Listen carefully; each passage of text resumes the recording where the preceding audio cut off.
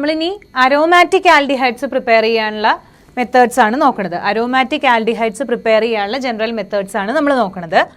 ആദ്യത്തെയാണ് from methyl benzene.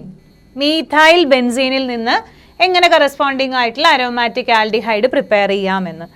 അതിന് നമ്മൾ use ചെയ്യുന്ന റിയേജന്റ് എന്ന് പറയുന്നത് ക്രോമൈൽ ക്ലോറൈഡ് ആണ്. ക്രോമൈൽ ക്ലോറൈഡ് എന്ന് പറഞ്ഞാൽ എന്താ?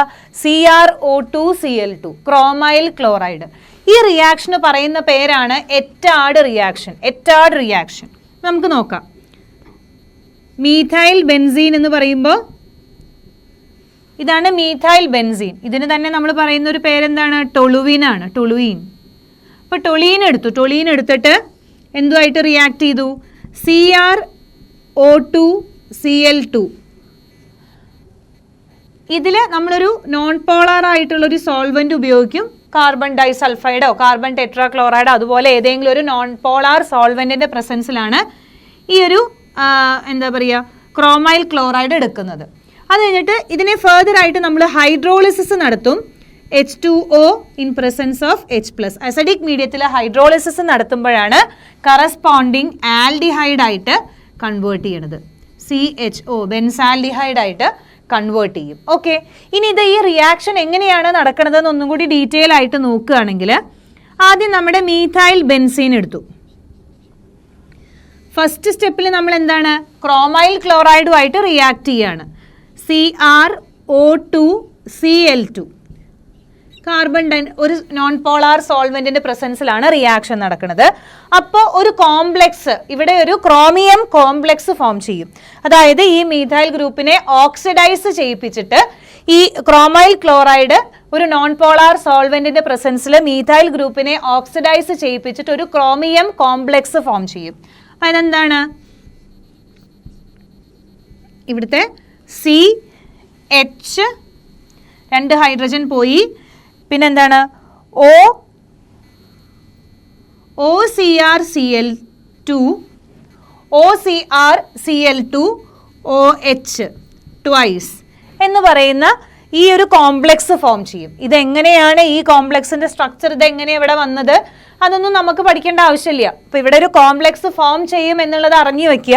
OCrCl2OH ട്വൈസ് എന്ന് പറയുന്ന ഇവിടുത്തെ ഇതിനെ ഓക്സിഡൈസ് ചെയ്തിട്ട് ഒരു ക്രോമിയം കോംപ്ലെക്സ് ഫോം ചെയ്തു എന്ന് മനസ്സിലാക്കിയാൽ മതി. നമുക്ക് ഫെർദർ ആയിട്ട് ലാസ്റ്റ് പ്രോഡക്റ്റ് എഴുതാനുള്ളത് മാത്രം അറിഞ്ഞാൽ മതി. ഇനി ഇതിനെന്താണ് ഫെർദർ ആയിട്ട് ഇത് ഹൈഡ്രോളിസിസ് നടത്തി. H2O അസിഡിക് മീഡിയത്തിൽ ഹൈഡ്രോളിസിസ് നടത്തി. നമ്മൾ ഫെർദർ ആയിട്ട് ഇതിനെ നമ്മൾ എന്ത് ചെയ്തു? Hydrolysis H2O in presence of H+. Acidic മീഡിയത്തിലാണ് നമ്മൾ ഇതിനെ ഹൈഡ്രോളിസിസ് നടത്തിയത്. അസിഡിക് മീഡിയത്തിൽ ഹൈഡ്രോളിസിസ് നടത്തുമ്പോൾ ഇവിടേക്ക് O വരും, ഇപ്പുറത്തേക്ക് ഹൈഡ്രജൻ പോവും. അപ്പോൾ എന്താ നമ്മുടെ പ്രോഡക്റ്റ് ഫോം ചെയ്യുക? CHO.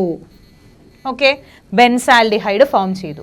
അപ്പോൾ ആദ്യം നമ്മുടെ എന്താണ് മീഥൈൽ ബെൻസീനെ ഓക്സിഡൈസ് ചെയ്തു. ക്രോമൈൽ ക്ലോറൈഡ് ഒരു നോൺ പോളാർ സോൾവെന്റിന്റെ പ്രസൻസിൽ എന്തായിട്ടാണ് ഓക്സിഡൈസ് ചെയ്തത്? ഒരു ക്രോമിയം കോംപ്ലെക്സ് ആയിട്ട്. ബ്രൗൺ കളേർഡ് കോംപ്ലെക്സ് എന്നൊക്കെ പറയുന്നുണ്ടാവും. അപ്പോൾ ഒരു ക്രോമിയം കോംപ്ലെക്സ് ആയിട്ട്, ബ്രൗൺ കളേർഡ് ക്രോമിയം കോംപ്ലെക്സ് ആയിട്ട് ഓക്സിഡൈസ് ചെയ്യിപ്പിച്ചു. ഫെർദർ ആയിട്ട് ഹൈഡ്രോളിസിസ് നടത്തിയപ്പോൾ കറസ്പോണ്ടിങ് അരോമാറ്റിക് ആൽഡിഹൈഡ് ഫോം ചെയ്തു.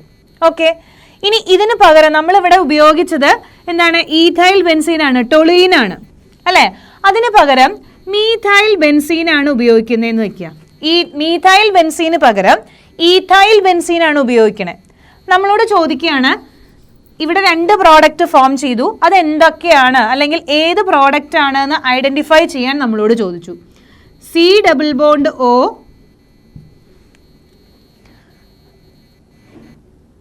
CH3.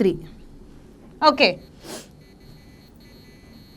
അത് അടുത്ത കോമ്പൗണ്ട് ഏതാണ്?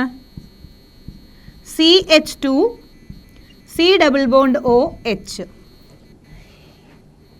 ഈ ഒരു റിയാക്ഷൻ നടത്തി കഴിഞ്ഞാൽ, ഈഥൈൽ ബെൻസീനിൽ റിയാക്ഷൻ നടത്തി കഴിഞ്ഞാൽ ഇതിൽ ഏത് പ്രോഡക്റ്റ് ആണ്, A ആണോ ഫോം ചെയ്യുക, B ആണോ ഫോം ചെയ്യുക, ഏത് പ്രോഡക്റ്റ് ആണ് ഫോം ചെയ്യുക എന്ന് നമ്മളോട് ചോദിച്ചു കഴിഞ്ഞാൽ നമുക്ക് എങ്ങനെയാണ് റിയാക്ഷൻ എഴുതാൻ പറ്റുക എന്നുള്ളതാണ്. നമുക്കറിയാം ഇവിടെ എന്താണ്, ഈ ഹൈഡ്രജനെ റീപ്ലേസ് ചെയ്യിച്ചിട്ട് ഇതേപോലെ ഒരു ഓക്സിഡൈസ് ചെയ്തിട്ട് ഇതേപോലെ ഒരു ക്രോമിയം കോംപ്ലെക്സ് ഫോം ചെയ്തു.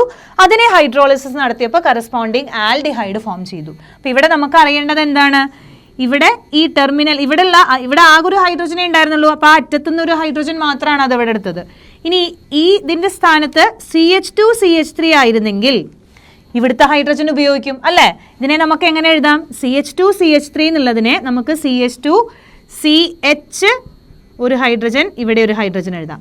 ഈ 2 ഹൈഡ്രജൻ പോയിട്ട് അവിടേക്ക് OCl2 എന്ന് പറയുന്ന ഈ ഒരു കോംപ്ലക്സ് ഫോം ചെയ്യാണ് ചെയ്യുക. അപ്പം നമുക്ക് എങ്ങനെയാണ് പ്രോഡക്റ്റ് എഴുതാം? CH2CHOCrCl2OH ട്വൈസ് എന്ന് പറയുന്ന ഒരു ക്രോമിയം കോംപ്ലക്സ് ഫോം ചെയ്തു. ഇതിനെ ഹൈഡ്രോളിസിസ് നടത്തി, H2O in presence of H+ hydrolysis നടത്തി. അപ്പോൾ എന്താ ഫോം ചെയ്തത്? CH2C ഡബിൾ ബോണ്ട് OH എന്ന് പറയുന്ന ഈ ഒരു പ്രോഡക്റ്റ് ഫോം ചെയ്തു. അപ്പോൾ ഇവിടെ A ആണോ B ആണോ ഫോം ചെയ്യുക? B will be formed as the product here. അപ്പോൾ ഇവിടെ നമുക്ക് എന്താ അറിയേണ്ടത്? ടെർമിനൽ ആയിട്ട് വരുന്ന ഹൈഡ്രജൻസിനെയാണ് റീപ്ലേസ് ചെയ്യിപ്പിച്ചിട്ട്, ഓക്സിഡൈസ് ചെയ്യിപ്പിച്ചിട്ട് ഈ രീതിയിലുള്ള കോംപ്ലക്സ് ഫോം ചെയ്യുന്നത്. അവിടെ നിന്നാണ് നമുക്ക് പ്രോഡക്റ്റ് കിട്ടുന്നത്. അപ്പോൾ ഇവിടെ ആൽഡിഹൈഡ് ആണ് ഫോം ചെയ്യുള്ളൂ, കീറ്റോൺ ഫോം ചെയ്യുന്നില്ല. ഇതൊരു കീറ്റോൺ അല്ലേ, ഇവിടെ ഒരു ആൽഡിഹൈഡ് ആണ്. അപ്പോൾ ആൽഡിഹൈഡ് ആണ് ഇവിടെ ഫോം ചെയ്യുന്നുള്ളൂ. അപ്പോൾ ആൽഡിഹൈഡിനെ ഫോം ചെയ്യിക്കാനുള്ളൊരു റിയാക്ഷൻ ആണ് എറ്റാഡ് റിയാക്ഷൻ. മീഥൈൽ ബെൻസീനിൽ നിന്ന്, നമ്മുടെ സ്റ്റാർട്ടിംഗ് മെറ്റീരിയൽ മീഥൈൽ ബെൻസീനാണ്, ടൊളുവിൽ നിന്നാണ് നമ്മൾ റിയാക്ഷൻ സ്റ്റാർട്ട് ചെയ്തത്. ഈഥൈൽ ബെൻസീനിലും ഈ രീതിയിൽ പ്രോഡക്റ്റ് ഫോം ചെയ്യും. ഓക്കെ, അപ്പോൾ എറ്റാഡ് റിയാക്ഷനിൽ നമ്മൾ എന്താണ്, ക്രോമൈൽ ക്ലോറൈഡ് ആണ് റിയേജന്റ് ആയിട്ട് ഉപയോഗിച്ചത്. ആദ്യം ഒരു ക്രോമിയം കോംപ്ലക്സ് ഇന്റർമീഡിയറ്റ് ഫോം ചെയ്തു, അതായത് മീഥൈൽ ബെൻസീനെ, അതിലത്തെ മീഥൈൽ ഗ്രൂപ്പിനെ ഓക്സിഡൈസ് ചെയ്യിപ്പിച്ചു, ക്രോമൈൽ ക്ലോറൈഡ് ഓക്സിഡൈസ് ചെയ്യിപ്പിച്ചു, ഒരു ക്രോമിയം കോംപ്ലക്സ് ഇന്റർമീഡിയറ്റ് ഫോം ചെയ്തു. അതിനെ ഹൈഡ്രോളിസിസ് നടത്തി കഴിഞ്ഞപ്പോൾ നമുക്ക് കറസ്പോണ്ടിങ് ആൽഡിഹൈഡ് കിട്ടി. അപ്പോൾ ആ റിയാക്ഷനാണ് നമ്മുടെ എറ്റാഡ് റിയാക്ഷൻ. ഓക്കെ.